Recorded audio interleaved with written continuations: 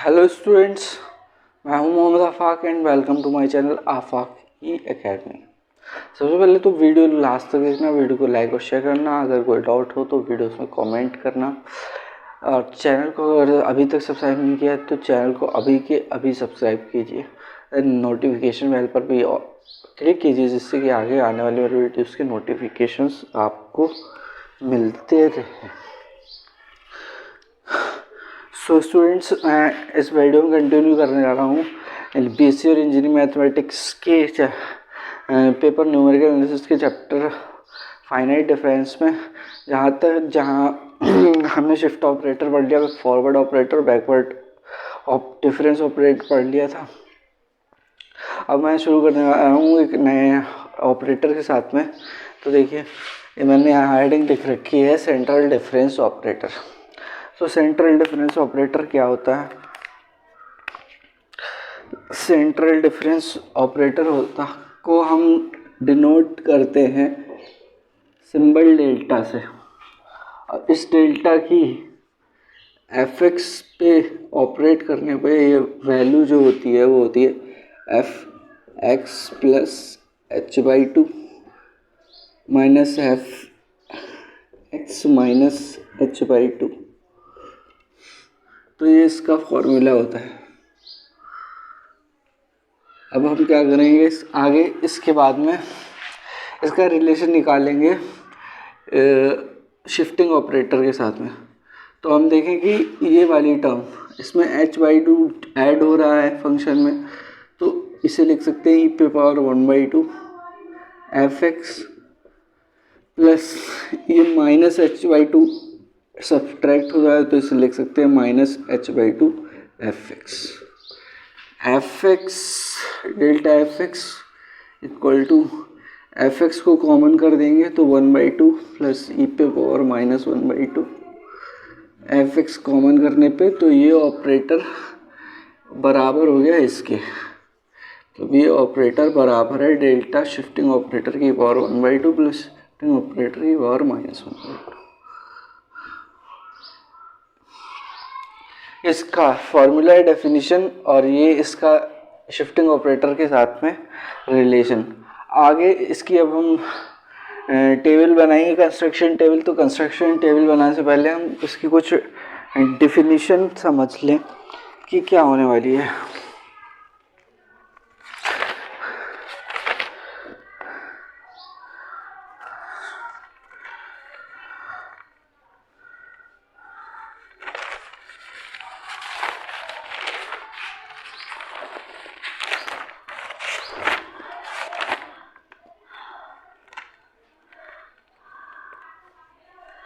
ठीक है,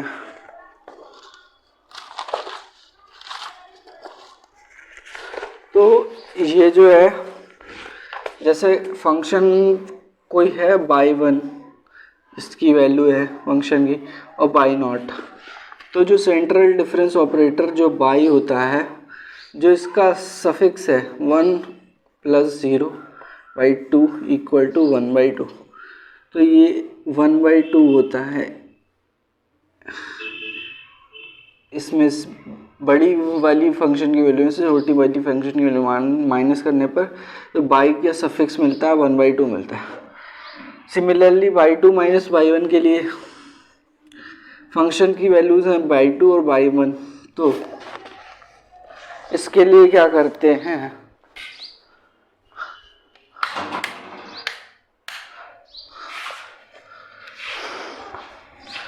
ठीक है, बाई2 माइनस बाई1 के लिए क्या करते हैं कि 2 और 1 का एवरेज निकालते हैं सफिक्स बटे 2, तो 3/2। तो ये जो है बाई2 माइनस बाई1 इक्वल आता है डेल बाई 3/2 के। मतलब जो सफिक्स में एवरेज है उस सफिक्स है उनका एवरेज निकाल के डेल जो है फर्स्ट सेंट्रल डिफरेंस ऑपरेटर, क्योंकि यहाँ पे हमने डेल्टा की पावर 1 है। सिमिलरली सेकेंड, थर्ड और बहुत सारे निकाले जाते हैं, और हाइयर ऑर्डर जैसे कि by del by 3/2 minus del by 1/2। पहले सफिक्स का एवरेज निकालेंगे, फिर 3/2 प्लस 1/2 को डिवाइड करना पड़ेगा एवरेज निकालने के लिए 2 से, तो ये हुआ 4/2 डिवाइडेड बाई 2,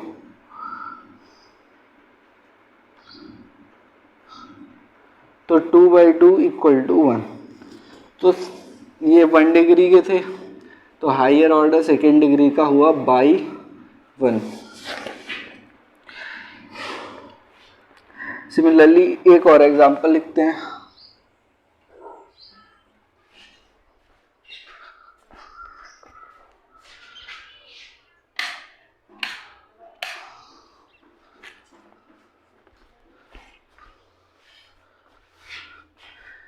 सिमिलरली एक और एग्जांपल लिखते हैं कि first forward difference operator of by 5/2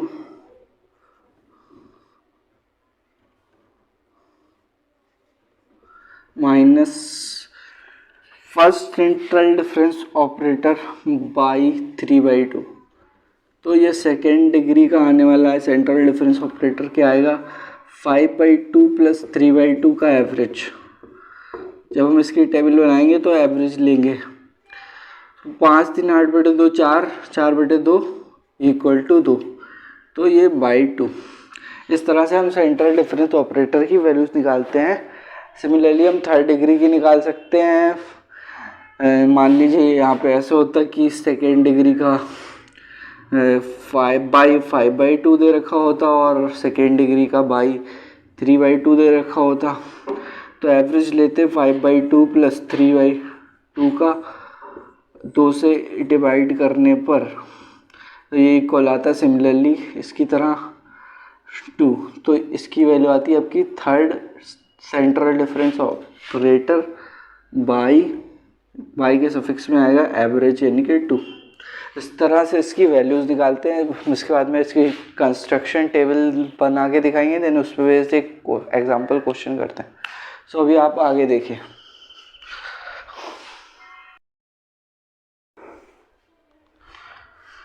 so students आगे देखिए, मैंने सेंट्रल डिफरेंस ऑपरेटर की टेबल बना रखी है।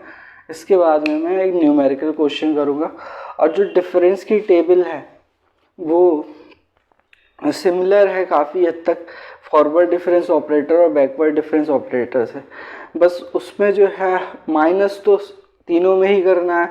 सो उसमें जो है बाई का सिंबल जो है सेंट्रल, इसमें जो है सेंट्रल डिफरेंस ऑपरेटर में बाई का सिंबल जो है सफिक्स में जो है बाई वो एवरेज लेकर के आती है। सबसे पहले हमें फंक्शन की फर्स्ट ये जो इंडिपेंडेंट वेरिएबल है x0 x1 equal to x0 plus h, x2 equal to x0 plus 2h, x3 equal to x0 plus 3h, x4 equal to x0 plus 4h, ये हमें पहले से गिवन होती हैं। ये वैल्यूज़ हमें पहले से गिवन होती हैं। और डिपेंडेंट वेरिएबल इसकी भी वैल्यू में दे रखी होती है by 0, by 1, by 2, by 3, by 4। फिर जो है अगली फर्स्ट डिफरेंस निकालने के लिए क्या करते हैं, बाई 1 में से बाई 0 घटाते हैं, जैसे से फॉरवर्ड डिफरेंस ऑपरेटर और बैकवर्ड डिफरेंस ऑपरेटर के। बस यहाँ पे ये है बदलाव कि central difference by first central difference के बाई में जो सफिक्स में आएगा वो 1 और 0 का एवरेज आएगा। इसका और इसका एवरेज 1/2, 1 और 0 का। सिमिलरली बाई 2 से बाई 1 घट करके फर्स्ट सेंट्रल डिफरेंस ऑपरेटर आएगा, और जो बाई के सफिक्स में आएगा वो इस 2 और 1 का एवरेज 3/2 आएगा। सिमिलरली इसमें किया एवरेज आया by 5/2 first central difference operator, similarly इसमें ऐसे ही next second forward difference second central difference operator में जो एवरेज आएगा 1 आया है, इसमें से इसे माइनस करके आएगा। तो 3/2 इधर सफिक्स है, इधर 1/2 है। ये 1 डिग्री का है, 1 डिग्री में से माइनस कर रहे हैं, तो सेकेंड ऑर्डर का सेंट्रल डिफरेंस ऑपरेटर मिलेगा सेकेंड डिग्री का।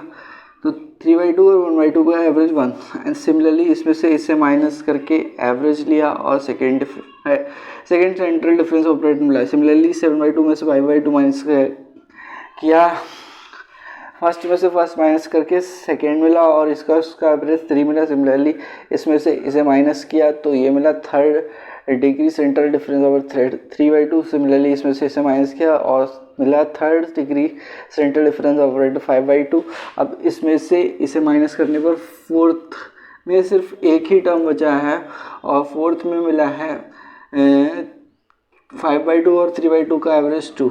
तो fourth central difference operator by 2। तो जनरली हमसे जो क्वेश्चन पूछा जाएगा हमसे वो पूछा जाएगा कि x2 यानी कि x0 + 2h पर पूछ लिया जाएगा कि बता दो भाई फोर्थ सेंट्रल डिफरेंस ऑपरेटर की क्या वैल्यू है या थर्ड की क्या वैल्यू है। तो हम आगे क्वेश्चन करेंगे इसी तरीके से, टेबल बनाएंगे न्यूमेरिकल क्वेश्चन और उसमें जो हमसे कंस्ट्रक्ट करने को बोला जाएगा टेबल कंस्ट्रक्ट करेंगे, वैल्यू पूछी जाएगी किसी ऑपरेटर की किसी भी डिग्री की तो हम वो निकालेंगे। तो अभी आगे बढ़ते हैं।